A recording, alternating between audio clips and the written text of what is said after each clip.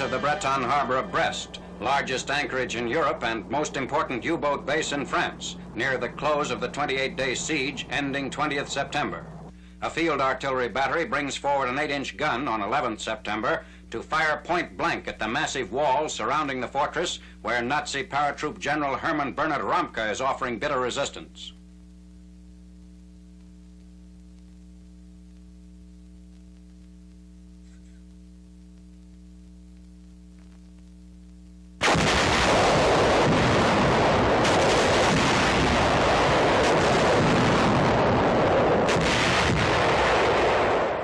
General Eisenhower's order that bombing and shelling of the besieged city be continued until surrender, P-47s of the 9th Air Force dive-bombed Nazi installations and remnants of an estimated original garrison of 20,000.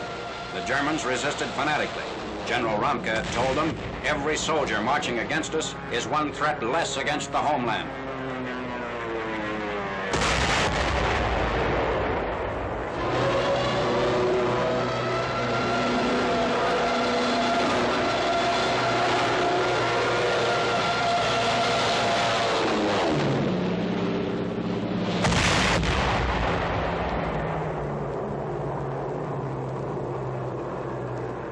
Demolitions by the Nazis supplemented damage to railroad yards and docks from American air and land bombardment. American infantrymen take up positions in a captured strong point overlooking the waterfront.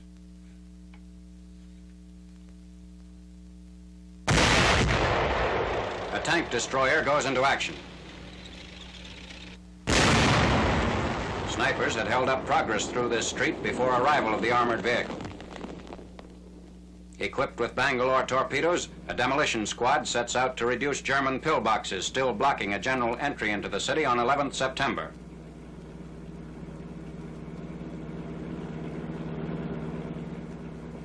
The Nazis demolish docks and submarine pens as the siege nears its end.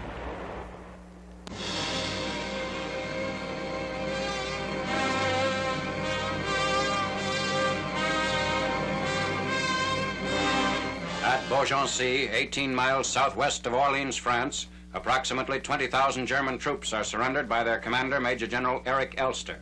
The capitulation is accepted by Major General Robert C. Macon, commander of the U.S. 83rd Division. General Elster, General, General Macon,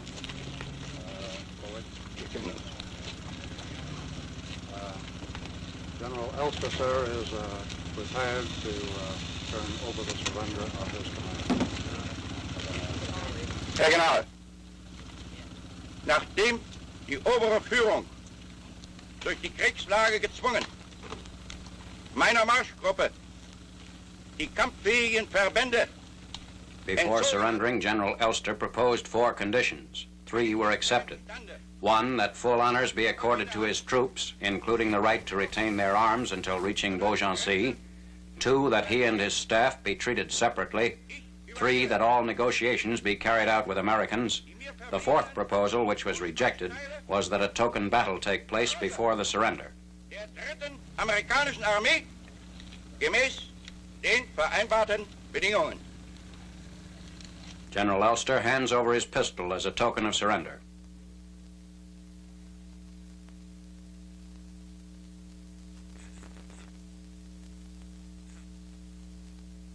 General Elster, acting for the commanding general of the 9th United States Army, Lieutenant General William H. Simpson, and on behalf of the Army of the United States, I accept your surrender. You, your officers, and men will be given treatment in accordance with the principles of the Geneva Convention. General Elster commanded the Biarritz area from the Pyrenees Mountains to the Bay of Biscay. Under him were nearly 20,000 Wehrmacht, Luftwaffe, and Marine troops now converging on Beaugency to give up their arms and equipment. Their position was helpless. They were isolated hundreds of miles behind the Allied lines, menaced by French forces of the interior and the 9th Air Force. They marched from the area above Châteauneuf, south of the town of Romorantin.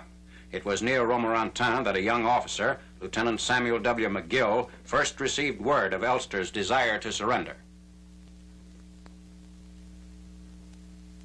500 trucks and 400 commandeered civilian cars are in the caravan.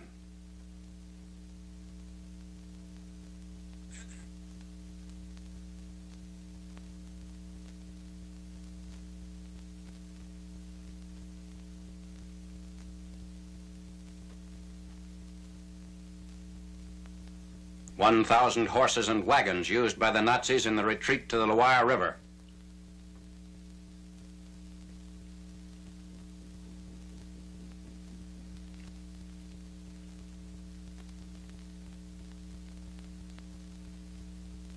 During the Blitzkrieg, it was not unusual to see 20,000 men surrender at once, but it's something new to the Germans that they should be the ones to surrender in such numbers.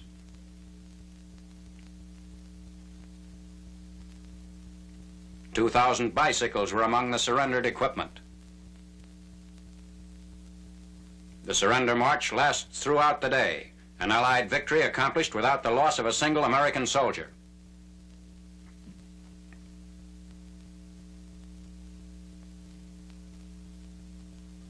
Arriving at Beaugency, the horses and vehicles are placed in enclosures.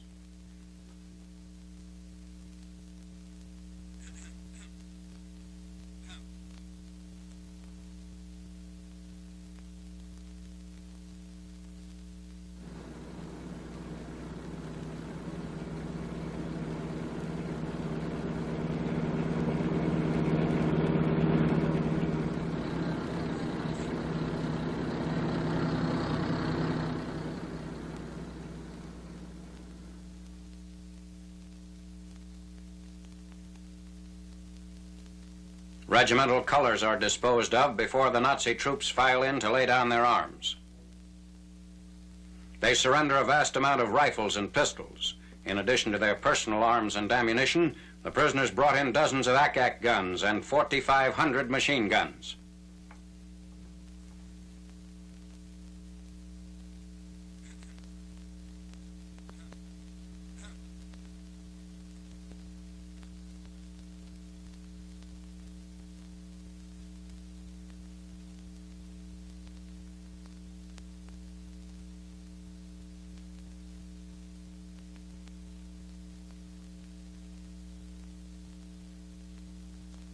Entering the prisoner of war compound. The exact count is 19,360 men, the largest single group of Nazis to surrender in southwestern France.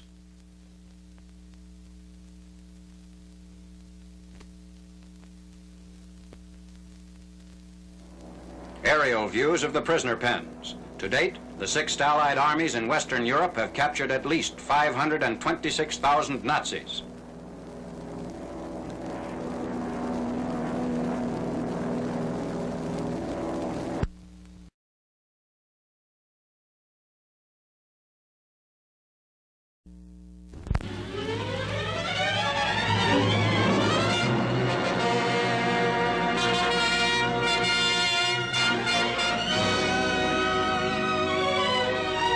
New flying bomb launching sites along the rocket coast near the Pas de Calais and Flanders.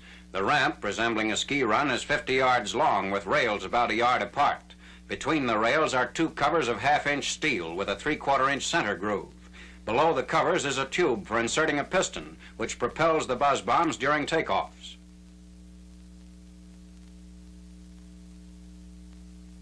This sketch, based on a photograph taken by Allied flyers, indicates the aerial torpedoes are brought from 3 loading and assembly lines marked A to the launching ramp marked B. The ramp is distinguished by flare scars, evidence of the employment of rockets for the initial takeoffs. Tracks leading to the launching ramp are marked C. A power line marked D is shown by the faint shadow of long poles. Launching points of recent construction were ingeniously concealed and camouflaged. Further substantiation of the use of the piston principle for releasing the flying bomb. Canadian troops inspect a ramp which is designed to mount a 400-pound piston of the type shown here. The piston is equipped with a flange, which runs between the two covers on the ramp and fits behind a similar flange on the bottom of the bomb. Once inserted, the piston is forced down the tube by compressed air, providing the initial thrust to get the bomb airborne. The piston is self-jettisoned 400 yards from the ramp.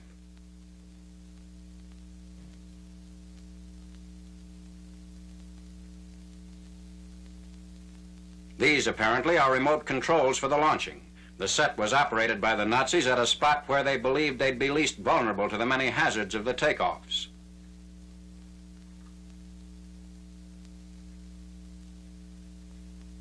The jet nozzle assembly, into which is forced a combination of synthetic gasoline and compressed oxygen. A spark plug ignites the mixture, which drives the jet propulsion engine. Ordinarily, the capacity of the gas tank allows for about 300 miles of flight. The bomb drops when the fuel is exhausted. A firing pistol sets off the explosive. Compressed air bottles supply power for the gyro pilot, which utilizes this control box for maintaining planned direction, altitude, and distance of flight. Servo motors linked with this mechanism move the rudders and elevators.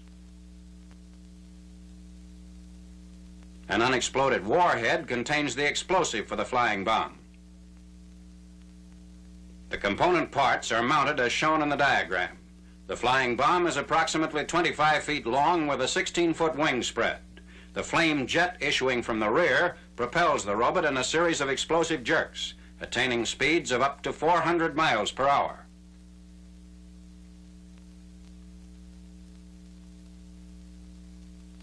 This launching site was attacked by 500 Allied bombers. One explosion blew a block of concrete 30 feet up onto the limb of a tree. Today, the rocket coast is strewn with the rubble of bombed-out assembly points.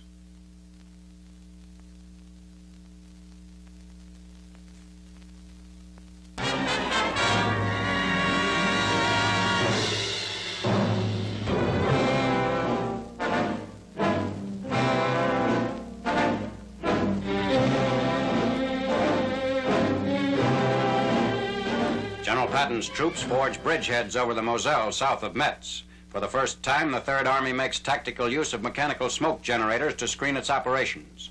On 12th September, a chemical smoke company lays down a thick screen which conceals the crossing of a span near the village of Arneville, France. Concentrations of Nazi infantry, armor, and artillery faced the Third Army between the Moselle and the West Wall.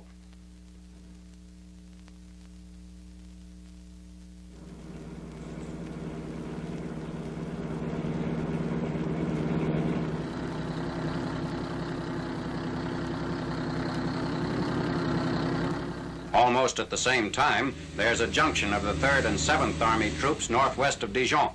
28 days after the landings in southern France, contact is established between forward elements of General Patch's army and the right flank of General Patton's forces.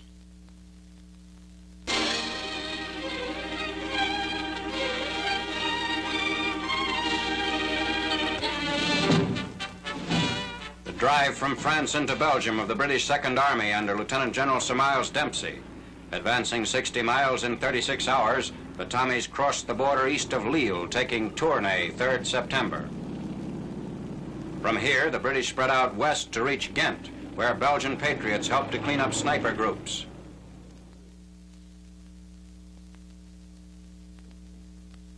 Collaborators leave the courthouse for internment. Ghent is the heart of the Belgian floral industry and one of the great railway and canal centers of Europe. A British armored division follows its commander into the liberated city.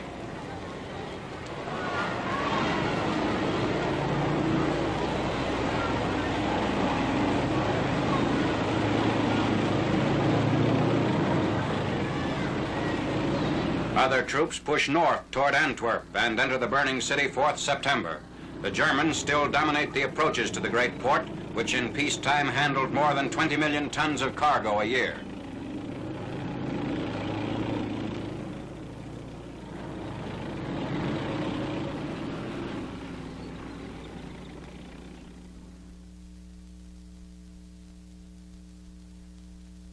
Street fighting continues along the streets of Antwerp.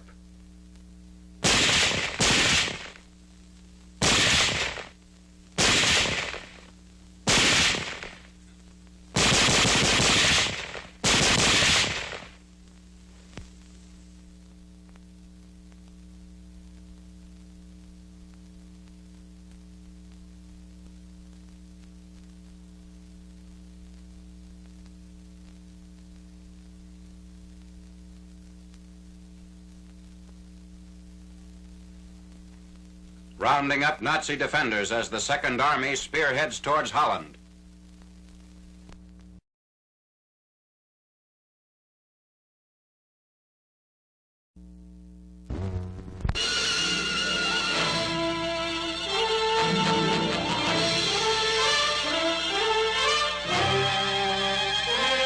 Sweeping all the way across Luxembourg, the First Army breaches enemy defenses before the Reich. In the German town of Wollendorf, a captured pillbox displays a sign that says Hitler has personally inspected this fortification. Wollendorf is still afire from Allied shellings. Crossings of the German frontier from Luxembourg were made on 11th September. D plus 97. The campaign to turn the vaunted Siegfried Line brings the war to German soil for the first time since the autumn of 1939.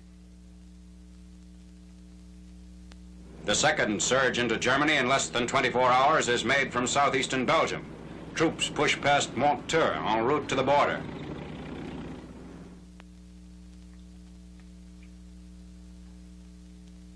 After crossing the Winterspelze River, the infantry company makes its way up a hill into Germany. They enter Germany proper near the town of Enumera.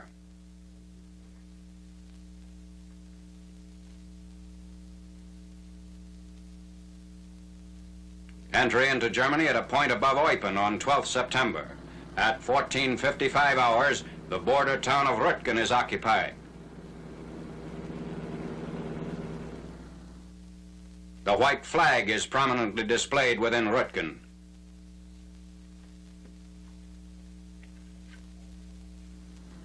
Crossing the border of the Greater Reich is established in 1940 near Bayeux. The adjacent town of Malrange is deserted. Its population is 70% German. There were no welcoming crowds.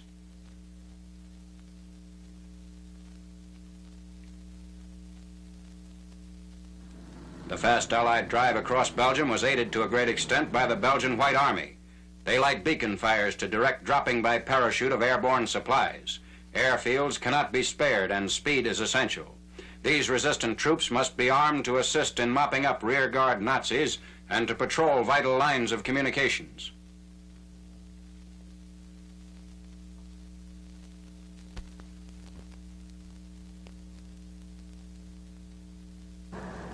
White Army troops scan the skies as approaching planes are heard.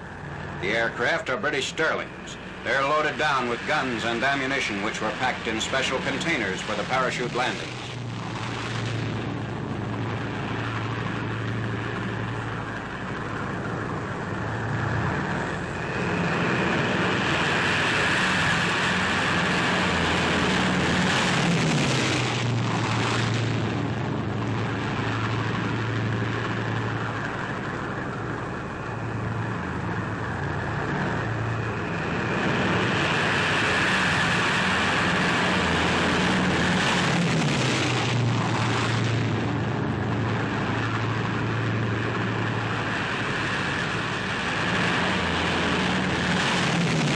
During the German occupation, the arms were brought into the fields at night.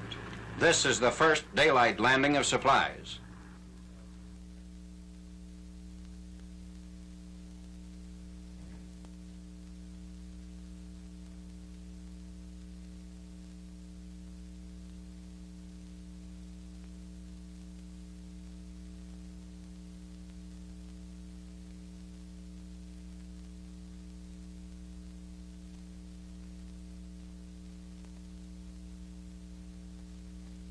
The parachutes are carefully rolled and will be returned to England.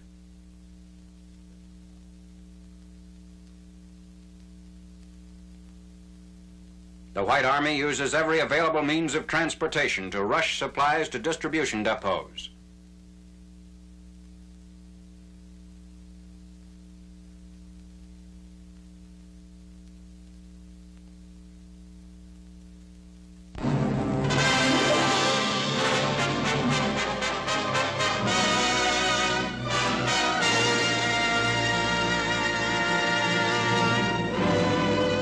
Preparations in England for the airborne operations of 17th September.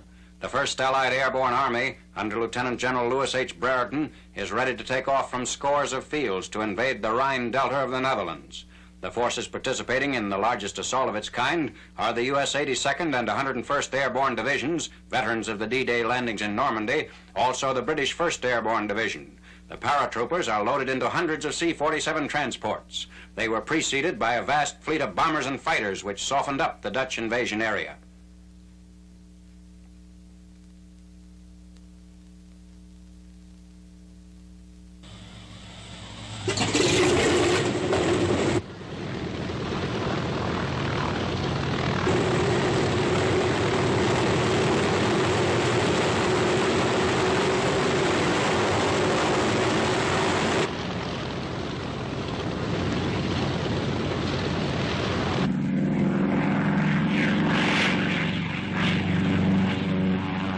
The Sky Train takes off toward the English Channel and heads for Holland.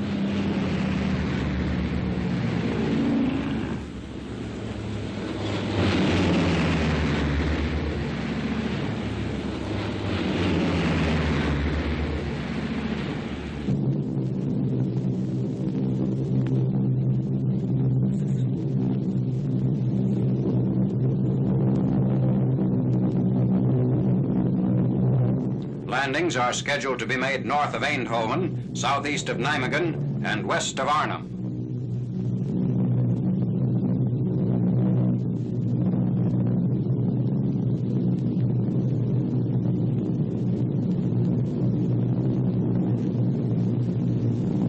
On English airfields, gliders are lined up to receive their assigned troops. This particular group constitutes a signal company. They'll be responsible for establishing a division command post and setting up a communication system. At H 140 minutes, they'll land in Holland slightly north of the town of Zaan. Last-minute instructions are issued as they await the takeoffs.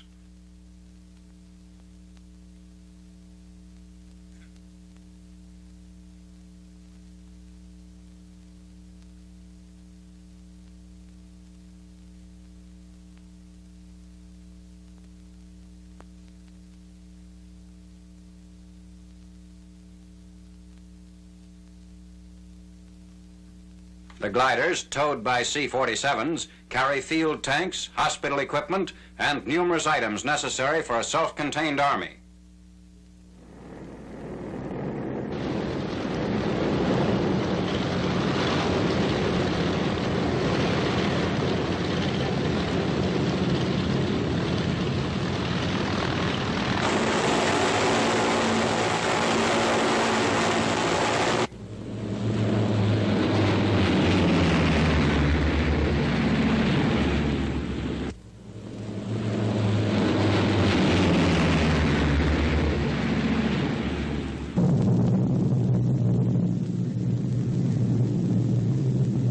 Winging across the channel.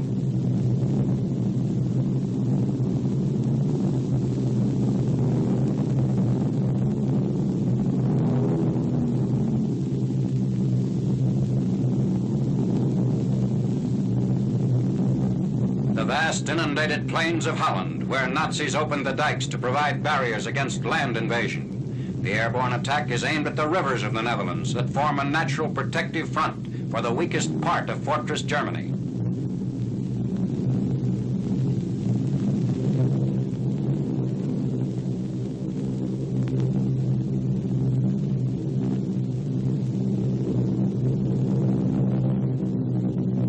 Reaching a point near Eindhoven, the gliders cut away from the tow planes and come down for the landings.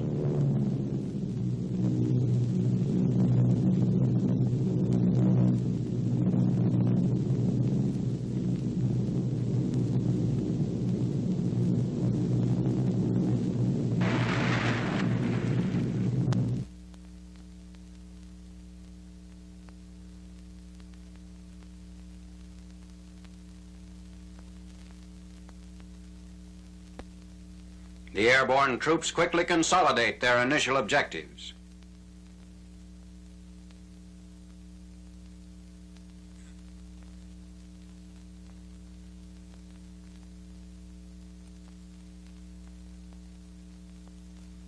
Entering the town of Zaan, 18th September.